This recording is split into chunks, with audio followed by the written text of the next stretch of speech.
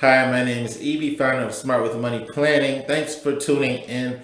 Today we're going to talk about what would it feel like and what would it be like if you never worked with a financial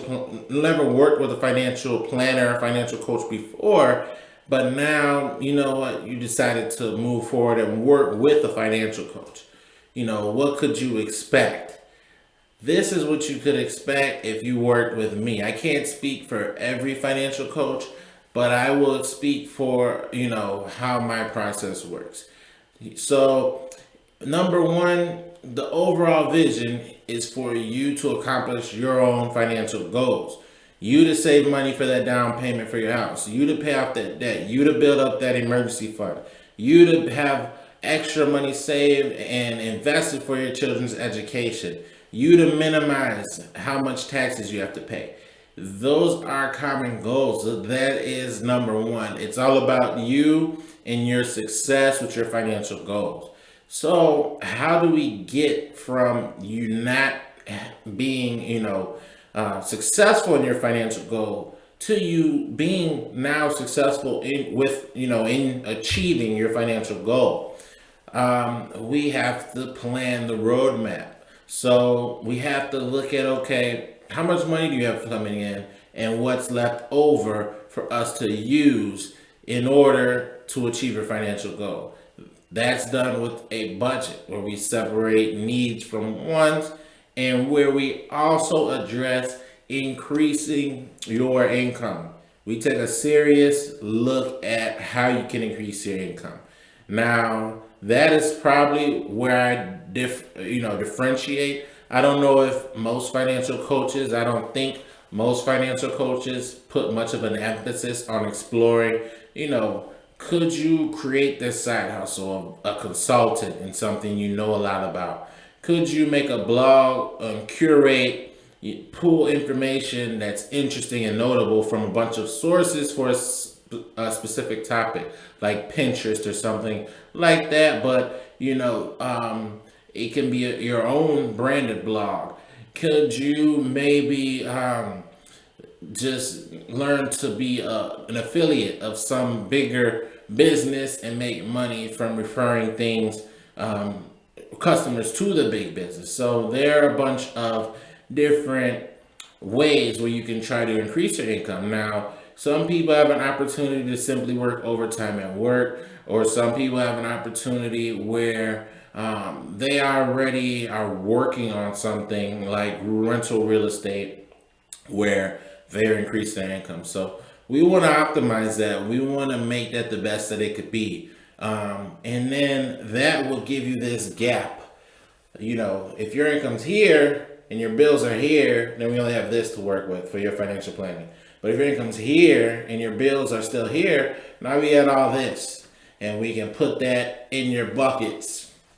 And you won't know exactly, what the science or logic is behind which financial buckets, which are the financial goals you're putting money towards, you should address first and how much. That's where, my multiple years of education and experience and certifications come in to say, hey, this is what makes most sense for you for these reasons.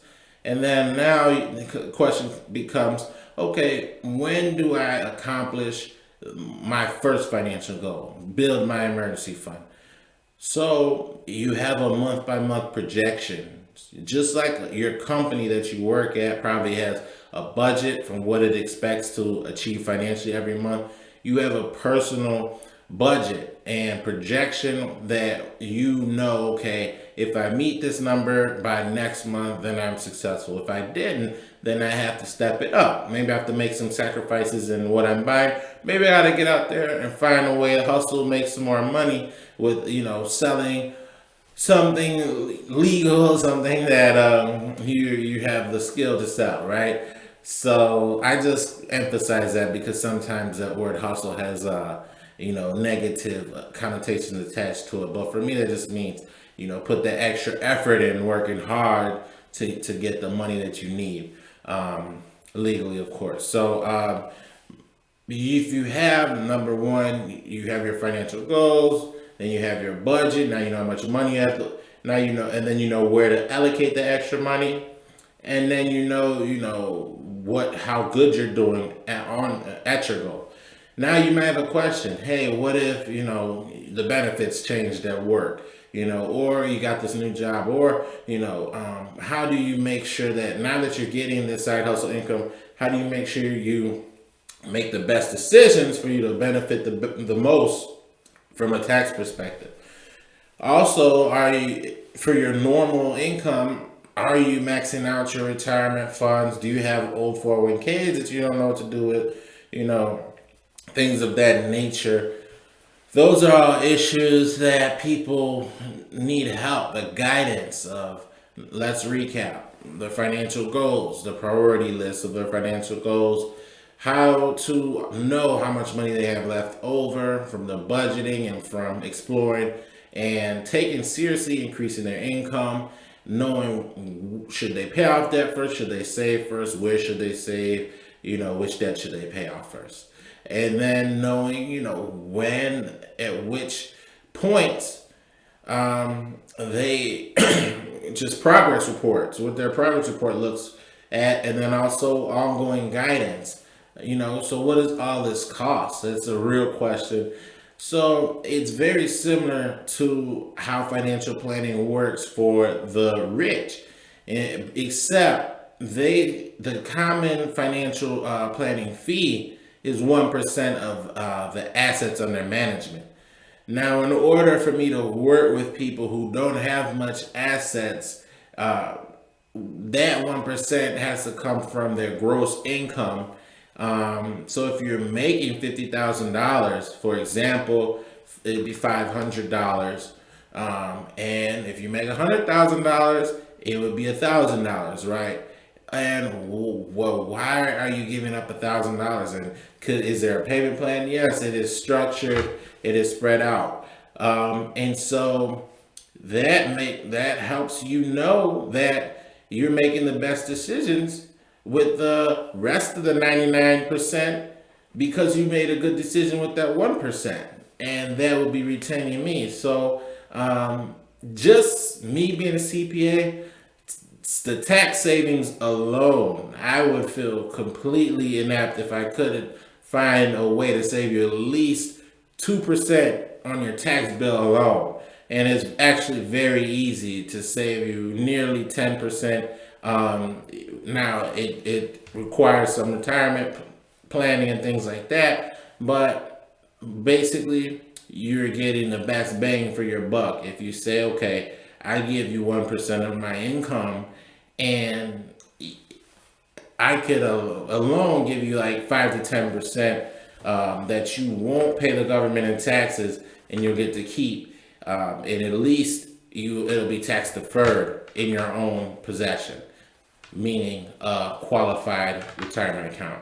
So that's just one easy way. Now, if I help you build your side business, there are many, large, big impactful ways for you to save money on taxes there too. So you're really missing out, and you're really cutting yourself short by not having a financial coach, a good financial coach. You're losing something. And you can fix that today, and I would love to at least have a conversation with you. Maybe it works for you to work with me. Maybe it works for you to work with a different financial coach. But don't cheat yourself. Don't hurt yourself. Stop losing out, paying more money in taxes, not making the right financial moves, being just not very, just misguided with how you use your finances because you don't have the clarity and the exact clear plan of what exactly you should be doing. So these are all things that I provide, and I'd love to help you with. All right. Thank you. Have a great day. Bye.